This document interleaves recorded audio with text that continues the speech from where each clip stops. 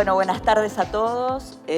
Muchas gracias a IDEA por la invitación a este evento, a este panel, que es el último.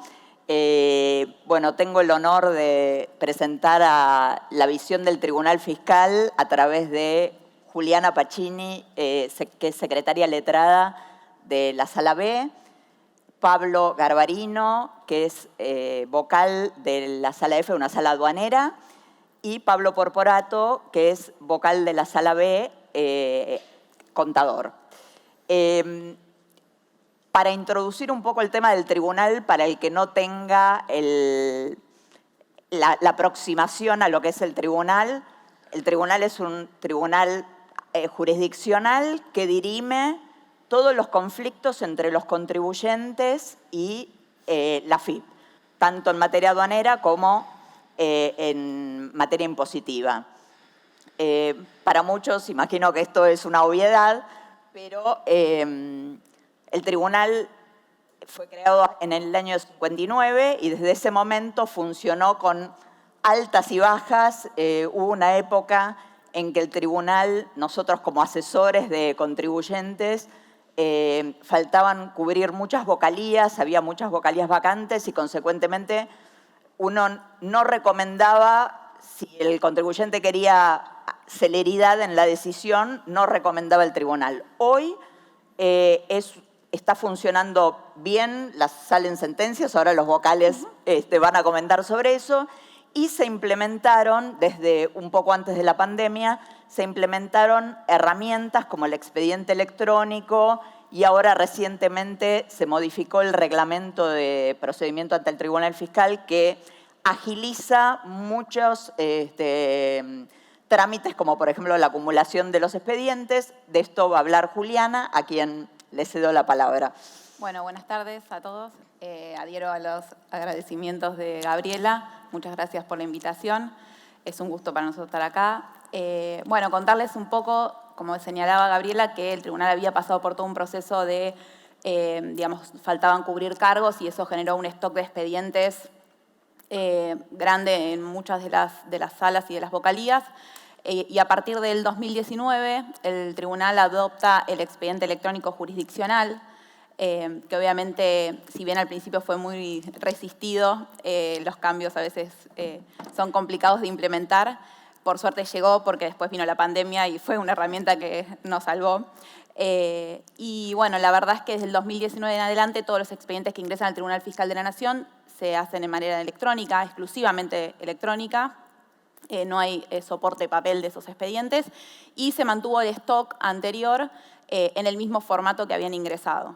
Esto obviamente que el tribunal es un tribunal que tiene una jurisdicción a nivel nacional, por lo cual para digamos, los contribuyentes del interior implicaba muchas veces costos adicionales de una constitución de domicilio en Ciudad de Buenos Aires o una gestoría. Entonces, realmente a nivel interior del país generó obviamente muchos beneficios porque solamente con la computadora y el acceso a Internet pueden presentar digamos, recursos ante el Tribunal Fiscal las 24 horas del día, obviamente, y esto llevó obviamente a una adaptación. Se dictó en su momento un anexo de la acordada que se fue modificando, implementando ciertas cuestiones para adaptar al proceso y ya con el devenir de la pandemia, que bueno, si bien trajo muchas cosas malas, también trajo otras buenas, que fue, digamos, ayornar incluso el procedimiento y adaptarlo en los expedientes papel, que hasta ahora veníamos con la misma modalidad de cédulas, papel y todo,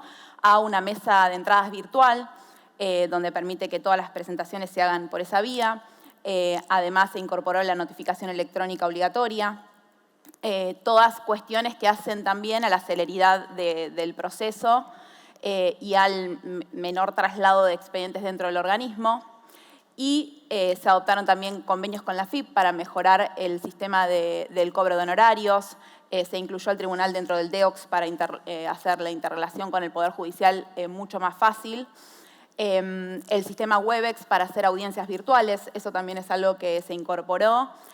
Recordemos que la ley de procedimiento, con la última modificación, incorporó una instancia de oralidad, que es la audiencia de prueba, y justamente tenemos este sistema también para que incluso los contribuyentes del interior, también los de capital, que creo que además son los que más a veces quieren también la audiencia virtual, pero también genera que no tengan que trasladarse para esa instancia. Y justamente ahora en julio se dictó el reglamento del Tribunal Fiscal, el nuevo reglamento que incorporó todas estas acordadas que se fueron dictando en pandemia para ayornar el procedimiento, digamos, del expediente papel, pero también para introducir algunos cambios que generan mayor celeridad en el proceso, como por ejemplo el sistema de acumulaciones, que muchas veces pasaba esto que por ahí pasaban años entre que todas las causas se acumulen. La idea de este nuevo procedimiento es que sea algo más rápido, como se hacen las acumulaciones por sala, pero interrelacionando entre distintas salas con un sistema que permite directamente que una sala pida el expediente al otro y solamente suba al pleno cuando exista un conflicto en la acumulación o alguna cuestión particular. Obviamente que también se incorporaron todas las cuestiones que fueron trayendo algunos inconvenientes con el uso de la plataforma TAD, que es el sistema que utilizamos para el ingreso de los expedientes, que sabemos que quizás para el que, no sé si en el auditorio hay gente que lo usa, pero bueno, trae algunas complicaciones. Con la caratulación, bueno, se incorporó esto de los defectos formales, la intimación del defecto formal ante el ingreso del expediente para regular esa situación que se venía presentando. También se reguló, respecto de la audiencia que les mencionaba, la facultad que queda ahora al vocal instructor, esto un poco de la experiencia que se fue llevando, donde algunas partes requieren la audiencia y otras prefieren atenerse a los escritos que ya fueron presentando de oposición a la prueba. Y entonces, hoy en día, digamos, más allá de la redacción de la norma de procedimiento, el reglamento le da la facultad al vocal para que decida si la audiencia considera que de bien inoficiosa o realmente muchas veces es provechosa porque se escuchan a las partes y se resuelven los hechos controvertidos y los medios probatorios más rápido. Eso en términos generales, después obviamente si hay alguna pregunta concreta, pero... Bárbaro. Bueno, gracias. Bueno, y ahora, no sé, queríamos un poco compartir qué temas, sin violar el secreto fiscal, pero qué temas existen hoy, se están debatiendo hoy. Sabemos que muchas veces el Tribunal Fiscal conoce a raíz de determinaciones de oficio que se hacen varios años después de que ocurren. A veces hay una cierta demora en el tratamiento de los temas porque, bueno, las determinaciones no llegan inmediatamente. Una pregunta sería esta: ¿cuáles son los temas en materia aduanera y en materia impositiva que se están discutiendo?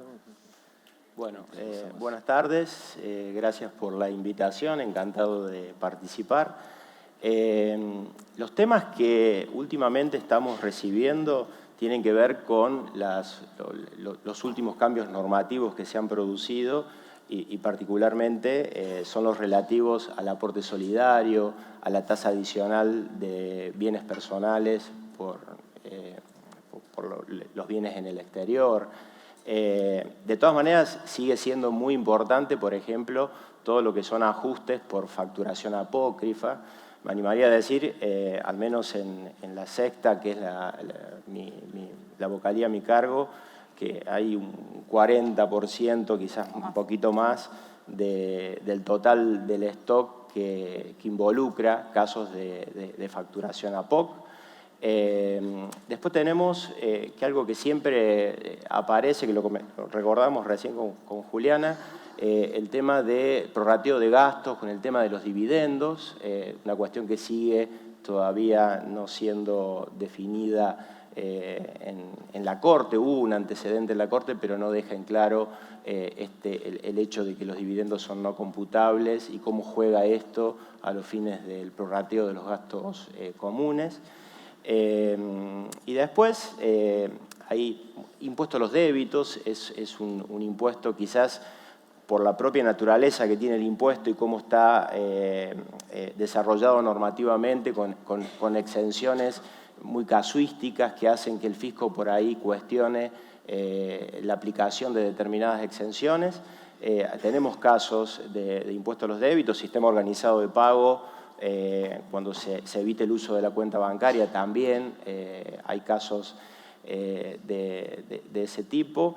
Exclusión de monotributo, algún que otro caso sigue habiendo y la duda que hay siempre respecto del cómputo de los créditos fiscales cuando esa recategorización es retroactiva, ¿no? Que tampoco está muy...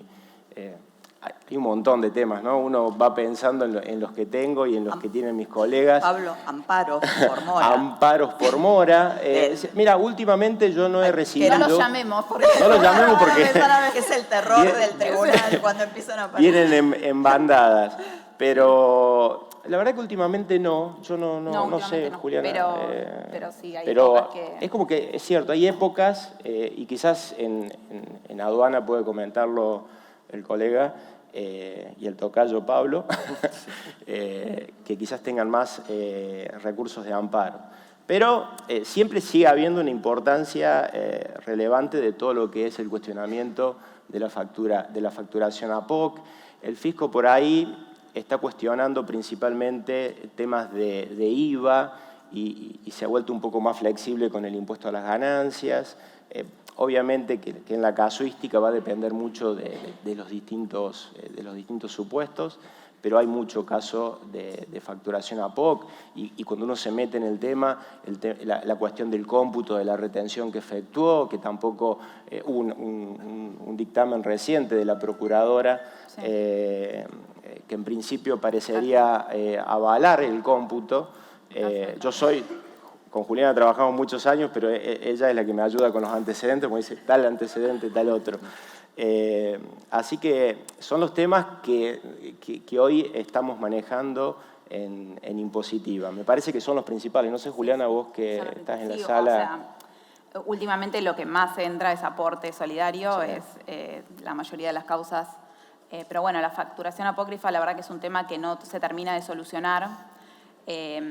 Sería importante que se recepcione en algún momento, digamos, un poco vinculado quizás con el compliance y todo esto de que por ahí es una tendencia más internacional, pero bueno, reconocer quizás los esfuerzos del contribuyente en la fiscalización, que en definitiva termina teniendo que hacer de los proveedores, o que por lo menos es lo que espera, parecería, el fisco en cuanto a la capacidad operativa, la capacidad económica.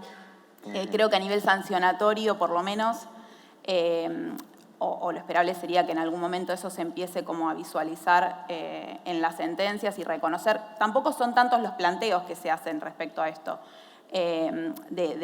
digamos, que se valore esta organización que quizás tiene que hacer la empresa para poder, digamos, detectar la facturación apócrifa. Eso quizás sea lo que... Pero bueno, hay jurisprudencia aislada de la Cámara. Hace poco salió el fallo Nestlé, BZ, que son fallos que apuntan a reconsiderar por ahí ciertas situaciones que en el tribunal es, digamos, sí, no tan reconocida, más mayoritaria la posición sí, estricta. Exacto. Pablo, en materia aduanera. Bueno, después un tema que a lo mejor te interrumpo antes de empezar. Cuando quiera. Que es el tema de la inconstitucionalidad, porque... Y eso viene después. Eso claro, viene. Aporte solidario es un tema que todavía la inconstitucionalidad no fue decretada y bueno, es un tema interesante para el tribunal porque sí, una de las limitaciones es que no puede declarar la inconstitucionalidad, pero... O no. Claro, pero depende bueno, eso te dejo a vos. Bueno, buenas tardes. En primer lugar, agradezco a la gente de IDEA por la invitación, muy especialmente a Gabriela Rigoni y a Gabriela Buratti. Había estado en IDEA en el año 2007 en un evento, pero esta vez es diferente, porque vengo con los dos colegas del tribunal.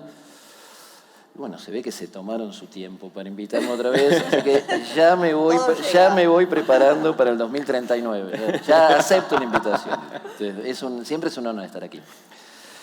En materia aduanera, ¿cuáles son los temas, para después pasar a la inconstitucionalidad, los temas de mayor relevancia en cuanto al debate? Hay dos, y uno de ellos abarca el interés de todo el país, entiendo, que excede la naturaleza aduanera, también excede la naturaleza impositiva y se adentra directamente en las necesidades gubernamentales, que es el de las retenciones a la exportación, los derechos a la exportación.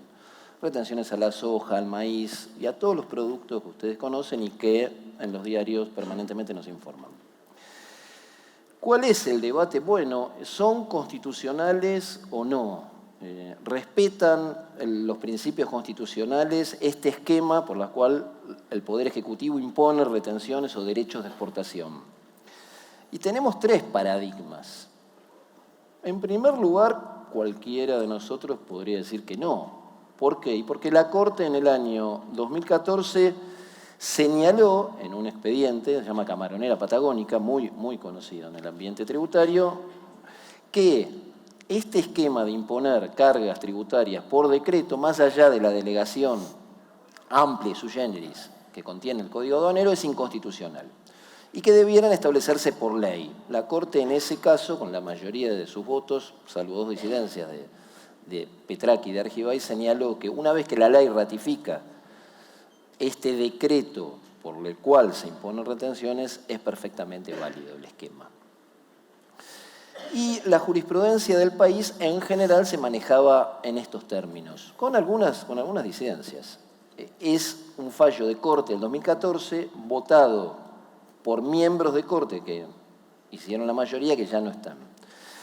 El año pasado, en abril, el 26 de abril del año pasado, el Tribunal Fiscal dicta un fallo plenario, se llama Petroquímica Comodoro Rivadavia. Como bien sabrán ustedes, el plenario es obligatorio para el Tribunal Fiscal, así como el plenario de la Cámara es obligatorio para la Cámara Contencioso y también para nosotros. El vocal, o el juez, para mí la palabra vocal, lo voy a describir, no sé lo que significa, pero acá es muy raro, porque acá nosotros, que para mí somos jueces porque emitimos sentencias, nos dicen vocales, pues la ley dice vocal, pero antes la ley hablaba de jueces, miembros o vocales. ¿Y los miembros de la Corte qué son? ¿Qué son para ustedes? Son jueces, pero les dicen ministro, ¿no? Nadie le dice juez a un juez de la Corte. Bueno, a mí esa terminología me confunde y a veces hace confundir o torcer la solución que emanan de las decisiones. Pero bueno, el Tribunal Fiscal dictó un fallo plenario. Y por mayoría se decidió, pregunta que se relaciona con lo que acaba de señalar Gabriela, que el tribunal no podía declarar la inconstitucionalidad, pero entonces que este esquema normativo dispuesto por el Poder Ejecutivo era perfectamente válido, que la delegación que hacía el Código Aduanero en cabeza del Poder Ejecutivo era perfectamente válida. Entonces el Tribunal Fiscal, más allá de las opiniones en contrario de alguno de nosotros, tenemos que, porque lo dice el artículo 151 de la 11683, aplicar el plenario. Es obligatorio, es lo único que es obligatorio para nosotros. Plenario aduanero. Aduanero, para la gente aduanera. Esto es una materia aduanera, no les va a llegar recursos de este tipo a la competencia impositiva. Las cámaras y los tribunales federales de todo el país oscilan. Digamos que más o menos estamos 50 y 50, un poquito más. Existen los tribunales que se pronuncian por la inconstitucionalidad, este esquema siguiendo la doctrina de la Corte en Camaronera Patagónica. En lo que interesa en la ciudad de Buenos Aires, nuestra alzada es la Cámara Contenciosa Administrativo Federal. 4 salas de las 5 ya han declarado la inconstitucionalidad de este esquema. Es decir, revocan nuestras decisiones o revocan algunas decisiones de los jueces de primera instancia que sostienen la constitucionalidad y declaran la inconstitucionalidad. Hay una sala, la 1, que todavía no ha emitido opinión. En el interior del país, como les dije, estamos 50 y 50. Por ejemplo, en Mendoza tenemos 2 salas de la Cámara Federal, una dice que es constitucional y la otra dice que es inconstitucional. La pregunta del millón es, bueno, ¿y qué dirá la Corte? ¿O qué está haciendo la Corte? No está diciendo nada. Yo he trabajado antes de entrar en el tribunal casi 9 años en la Corte y sé que la Corte por el momento no va a decir nada. Y ustedes dirán, ¿y esto no brinda inseguridad jurídica? La realidad es que los miembros de la Corte debieran ser 5, pero son 4. Entonces, ¿qué pasa si quedan 2-2? Si 2 jueces dicen que es inconstitucional, pero 2 jueces dicen que es constitucional. Les recuerdo que hay 2 ministros, el doctor Rosenkrantz y el doctor Rosati, presidente de la Corte, que no han votado en Camaronera, entonces no tienen opinión.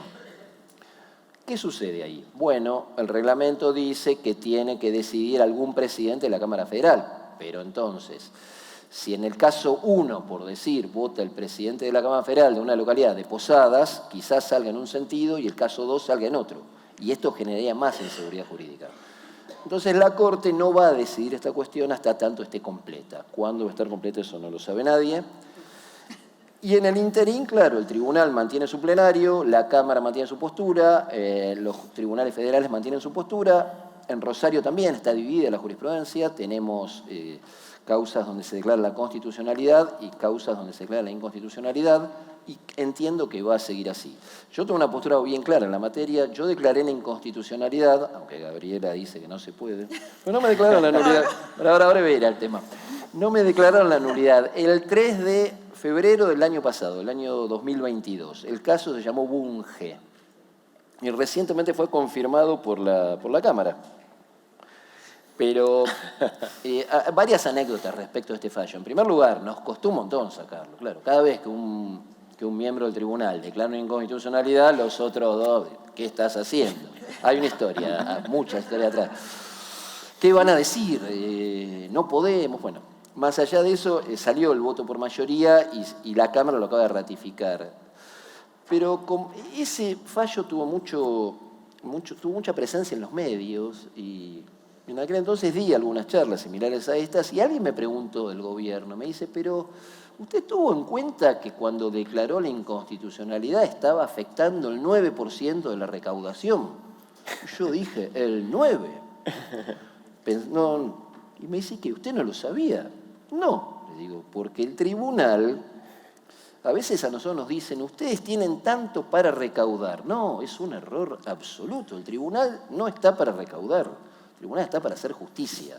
Para recaudar está la FIP, está la DGI, está la DGA y está la parte de Seguridad Social. El tribunal es un tribunal de justicia, justicia amplia, plena, integral y efectiva.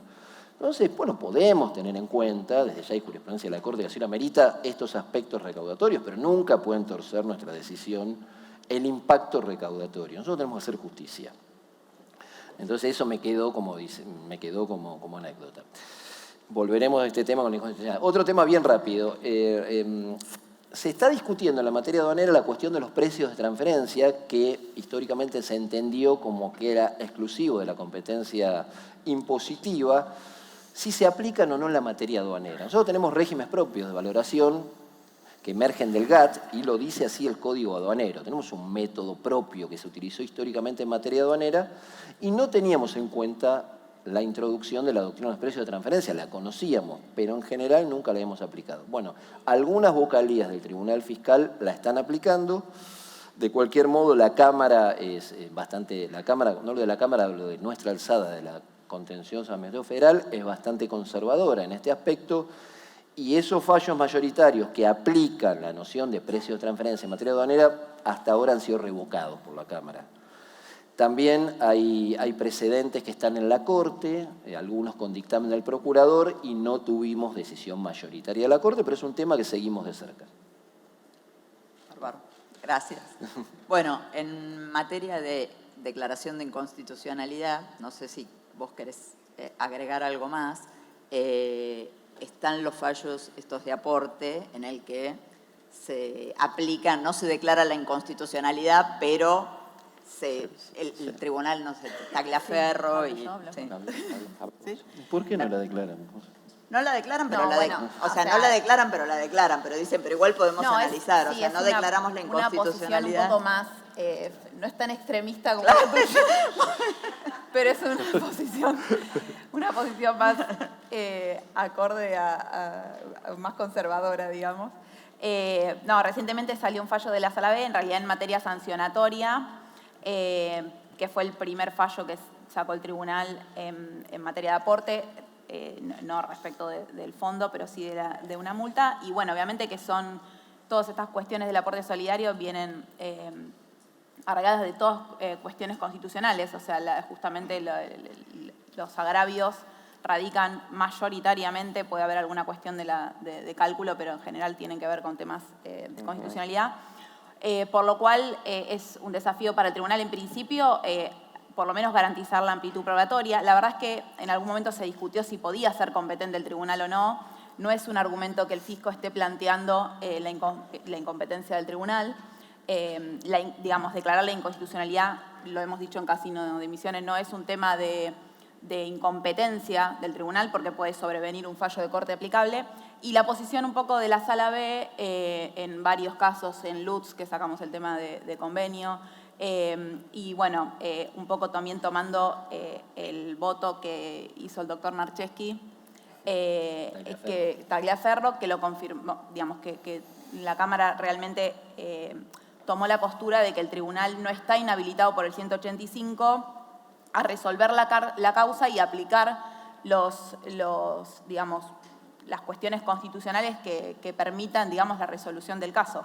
Y un poco es ese lineamiento que venimos siguiendo y que, bueno, permitió, más allá de las cuestiones constitucionales, hablar digamos, y analizar el artículo 9 del aporte, que es el periodo de sospecha, y su aplicación en el caso concreto, justamente, bueno, zanjando esta imposibilidad que en definitiva tiene, y de ahí está la discusión obviamente no vamos a tener un fallo de la Corte en esta materia que nosotros podamos aplicar en lo inmediato, por lo cual ahí vamos a ver en definitiva qué posición toma cada sala y cada vocalía respecto de si podemos aplicar los fallos sobre materia de confiscatoriedad, que la Corte obviamente no se pronunció específicamente respecto de esta norma, pero digamos con ciertos parámetros en los impuestos patrimoniales o todos los antecedentes que ya se conocen y que podríamos asimilarlos a la aplicación del aporte, que es un poco lo que dejamos dicho en Casino de Misiones, por lo menos en la Sala B.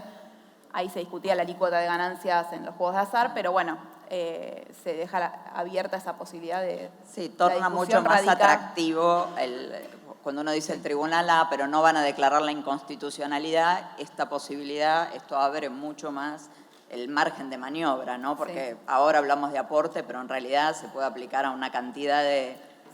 Claro. Justo norma. Juliana comentó el caso Lutz, no sé si lo conocieron, es un caso interesante porque justamente se plantea la aplicación de una norma del decreto reglamentario del impuesto a los bienes personales, que es esta norma de la cual, que es muy parecida al periodo de sospecha del aporte solidario, donde el fisco puede, a partir de las variaciones patrimoniales, presumir y que en la medida que esas variaciones hagan presumir una posible evasión, hacer una determinación en razón de que el impuesto a los bienes personales es un impuesto que es una foto al 31 de diciembre. Y justamente en ese caso se planteaba este decreto si de alguna forma no violaba el principio de legalidad y por ende resultaba de alguna manera inconstitucional porque, bueno, por la Constitución establece justamente el principio de reserva. Y recuerdo el voto del doctor Pérez, que es un voto que quedó en minoría, si no me equivoco, y él justamente lo que dice es, no es declarar la inconstitucionalidad, sino que él lo que no está vedado, o lo que no estamos vedados, que creo que lo comparto, es en decir que una norma no es aplicable porque excede que era su interpretación. Él entendía, en este caso particular, que esta presunción que tenía el decreto reglamentario de bienes personales excedía lo que la norma del impuesto a los bienes personales había establecido. Pero eso no implicaba declarar la inconstitucionalidad. O sea, no estamos vedados en decir que una norma no es aplicable porque excede un marco legal. Sí estamos vedados por ley, salvo la opinión de Pablo y otros tantos, de que el tribunal lo pueda hacer aun cuando la propia ley expresamente dice que en nuestro fallo no podemos exponer, pero bueno, inclusive en el fallo de aporte también que comentaba Juliana, que también es un fallo que está bien acotado porque alude principalmente a la cuestión de la multa, pero de alguna forma también se mete en este periodo de sospecha. La particularidad que tiene es que el periodo de sospecha en el aporte solidario está en la ley, a diferencia de lo que pasa con la presunción de bienes personales que está en el decreto reglamentario y que por ahí puede haber alguna cuestión de que alguien entienda de que se ha excedido el marco legal.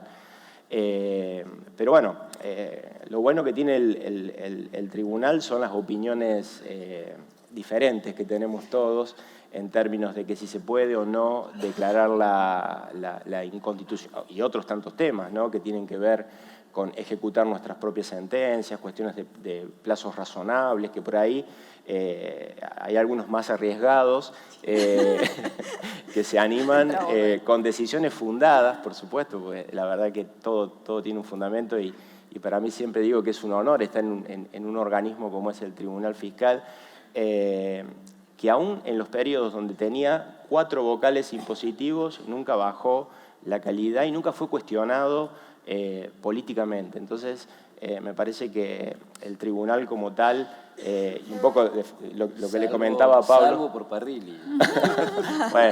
bueno, sí, proyecto Parrilli, pero bueno. El proyecto de Parrilli del año Parrilli. pasado, de decir que había tantos millones que en realidad no eran tantos millones de dólares, porque si hubiera sido así, hubiera sido... No es así. Pero bueno, el Tribunal Fiscal yo creo que es una gran herramienta para los contribuyentes, tiene un porcentaje importante de revocación de posiciones del fisco, con lo cual no es como le han dicho al colega que nosotros somos como un brazo de la recaudación. Nosotros lo que hacemos es que la administración tributaria sea mejor en términos de que aplique y respete los derechos de los contribuyentes. Así que, y lo bueno que tiene el tribunal, y perdóname, lo último, es que estamos los contadores, pero no porque estemos nosotros, sino porque, y lo vivimos en la época que trabajamos juntos con Juliana, la posibilidad de que un abogado y un contador puedan analizar los casos tributarios. Por supuesto que hay casos que son más jurídicos y hay otros que tienen más contenido económico, pero lo bueno del tribunal, y aparte de la suspensión de los efectos, que no es un tema menor, del efecto suspensivo que genera, es la posibilidad de que haya profesionales en ciencias económicas que también le hagan un aporte desde la mirada económica, administrativa, financiera de los temas, y es un poco lo que yo trato de hacer en la Sala B junto a mis colegas. Así que creo que es una herramienta importante para los contribuyentes. No, recién te quise interrumpir Perdóname, para decir, no nos olvidemos que la ventaja y el motivo por el cual fue creado el tribunal fue la posibilidad de discutir sin pagar. Sin pagar, exacto. Entonces, la recaudación, digamos, se logra si el tribunal es ágil, porque bueno, uno no paga mientras no sea condenado por la sentencia del tribunal. Así que creo que en este sentido las herramientas que haya para acelerar el proceso es en beneficio del fisco y en beneficio del contribuyente también. Mirá, hablando de cómo cambió todo esto, ¿no?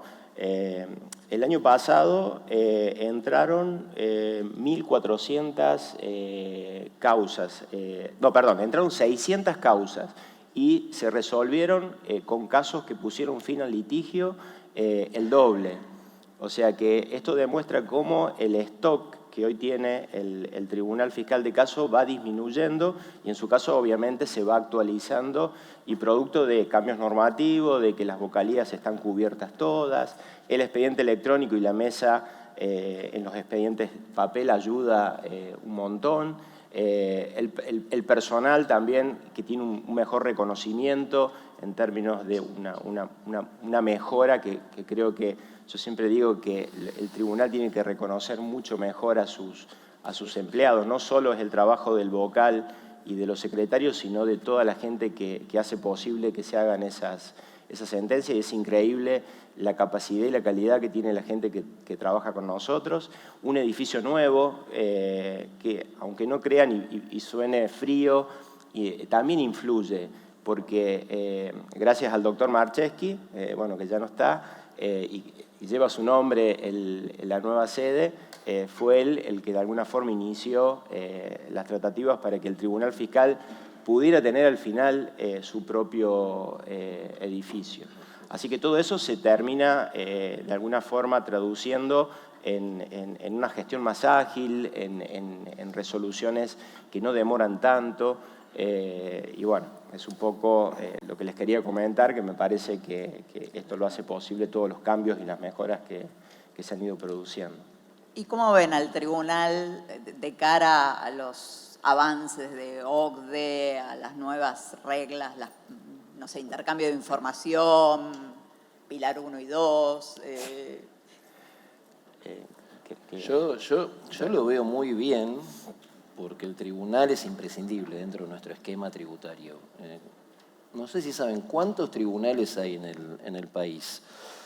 Miles y miles de miles. De primera instancia, de alzada, cortes provinciales, la Corte Suprema, juzgados de paz, todo el esquema jurisdiccional que tenemos. Pero el tribunal es el más distinto de todos. En primer lugar, es el único tribunal especializado en el país en la materia impositiva aduanera, de todos los que tenemos. Es uno de los 5 tribunales del país, junto con la Corte, con la Cámara de Casación, con la Cámara Electoral, aunque parcialmente, y con la Cámara Federal de Seguridad Social, aunque parcialmente, que tiene jurisdicción en todo el país. Nosotros tenemos casos de Ushuaia, de La Quiaca, y en el resto de los tribunales no pasa. Y tenemos una riqueza única que lo constituye, como bien dijo Pablo, la presencia del contador. Esquema similar al que repiten otras jurisdicciones a lo largo del mundo. Entonces, la presencia o la figura del tribunal fiscal en esta disciplina y su visión técnica, su visión profunda sobre cualquier tema jurídico y tributario es imprescindible. Es imprescindible. Entonces, desde ya lo veo muy bien. No hay que restarle competencia al tribunal fiscal, sino hay que ampliarla. Nosotros tenemos muchas paradojas en este sistema. Los que estudiamos Derecho nos enseñan que quien puede lo más, que puede, lo menos. Que lo general desplaza lo particular o lo especial, o lo especial desplaza lo particular. Lo especial desplaza lo particular. Bueno, acá lo especial es el Tribunal Fiscal. No tribunales federales que tienen competencia en materia tributaria, pero tienen otras competencias. Nosotros tenemos competencia exclusivamente tributaria, ya sea impositiva o aduanera, entonces no podemos tener menos competencia para resolver que esos tribunales. Lo que incluye también declarar la inconstitucionalidad, que hemos hablado. No, yo no veo ninguna limitación en el accionar del tribunal. La presencia del contador tampoco es una limitación. Otros tribunales, por ejemplo, nuestra fuente principal, que es la Tax Court de Estados Unidos, tiene contadores y además, no es que lo estoy proponiendo para nosotros, pero hay licenciados en economía. ¿Se imaginan licenciados en economía como jueces del tribunal? No, yo no lo imagino, pero la Tax Court, que es nuestra fuente, lo tiene. Y esto no le quita ni su carácter judicial, ni su carácter especial, ni su carácter de figura propia y principal dentro del esquema tributario. Entonces, yo lo veo perfectamente. El Tribunal Fiscal no tiene ninguna limitación para también tratar estas cuestiones que vos señalás. Si bien en el exterior, a veces, bueno, si no nos reconocen acá, tampoco nos reconocen en el exterior. Yo a veces mando oficios, ¿no?, de tipo aduanero a muchas jurisdicciones. Entonces, no sé, lo mando a Alemania, y Alemania lo mando a China. China no me contesta nunca. Llevo casi 12 años, nunca me contestaron un oficio de China. Yo al principio, como decía Juli, estaba por la amplitud probatoria, entonces decía, sí, quiero liberar oficio a China, líbrelo. Líbrelo por segunda vez, por tercera, por cuarta. Y después me di cuenta, no, quieren perder tiempo, porque hágalo usted, vaya a la embajada, y si le contestan los chinos, lo agregamos a la causa. Nunca me contestaron, pero otras jurisdicciones sí me contestan. Emiratos Árabes, Dubái, Alemania, con respuesta muy particular. Yo les mando un oficio y me contestan, y me dicen que me lo pide el juez, porque ustedes no integran el Poder Judicial. Yo digo, ¿cómo saben esto, no? De Alemania alguien les da letra acá. Bueno, esas limitaciones no debieran estar. El Tribunal Fiscal es el Tribunal de Justicia. Gaby hoy nos presentó muy bien. Una de las pocas veces escuché esto, porque siempre escucho que el tribunal es un tribunal administrativo. No entiendo por qué debiera ser administrativo, porque está en economía. Eso es un resabio histórico. Ella dijo que es un tribunal jurisdiccional. Emitimos sentencias. La sentencia es un acto judicial. Si fuéramos un tribunal administrativo, al igual que otros tribunales fiscales del mundo, debiéramos emitir resoluciones administrativas. Nosotros emitimos sentencias, nos guiamos por el Código Procesal. La sentencia es el acto judicial por excelencia. Entonces, no tenemos ninguna limitación y yo nos veo en perfecta y ni un pie de igualdad con cualquier tribunal judicial. El Pacto de San José habla de juez o tribunal competente. En nuestra disciplina tributaria, el tribunal competente por excelencia es el Tribunal Fiscal. No habla de juez que tiene menos competencia o más que el tribunal competente. No, en especial la materia aduanera, respecto a que uno de los procedimientos, que es el de impugnación, el único tribunal competente es el tribunal fiscal. Entonces ahí el tribunal tiene que tener todos los atributos plenos para ejercer su jurisdicción. Pablo, ¿querés agregar algo? Tenemos 15 segundos. Y las ya me preguntas. hicieron así. Y las preguntas, y las preguntas. Creo que hay mucho o sea, la OCDE ha trabajado, todos conocemos, algunos más y otros menos, en el plan BEPS y en los pilares que comentabas vos, y me parece que va a haber mucha cuestión que va a generar controversia. Estas normas nuevas, el propósito principal, la limitación de beneficios a los fines de las prácticas de treaty shopping, que son tan amplias, eso va a terminar seguramente en la justicia de los distintos países. El intercambio de información, como comentabas, creo que el hecho de haber abierto ahora la posibilidad de intercambiar con los Estados Unidos va a implicar, veo algún alumno ahí que está mirando, un alumno de una universidad con el que hablamos de estos temas, cuestiones que tienen que ver con los derechos de los contribuyentes frente al intercambio de información y cómo se lo usa. Nosotros vemos que cómo va creciendo a través del CRS, próximamente viene el intercambio de información sobre criptoactivos, aunque no crean, sobre plataformas digitales. Entonces todo esto va a significar, de alguna forma, empezar a ver cuestiones que tienen que ver con la privacidad de la persona y que van a plantear nulidades, seguramente, en el uso de la información.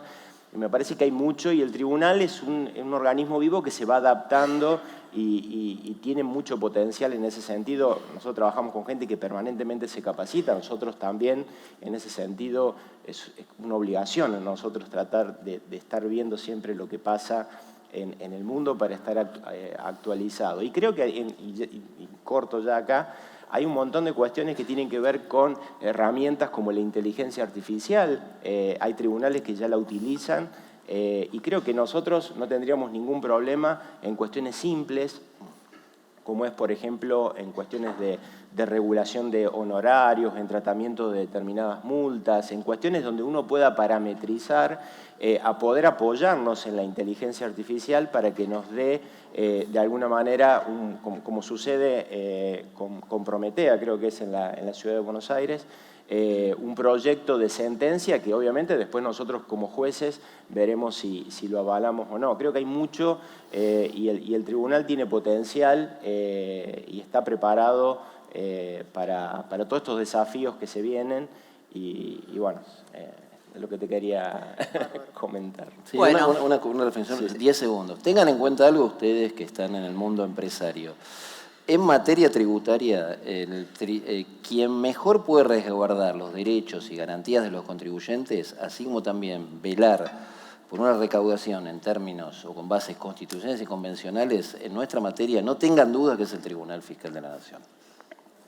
Bueno, muchísimas gracias. Muchas gracias, Idea.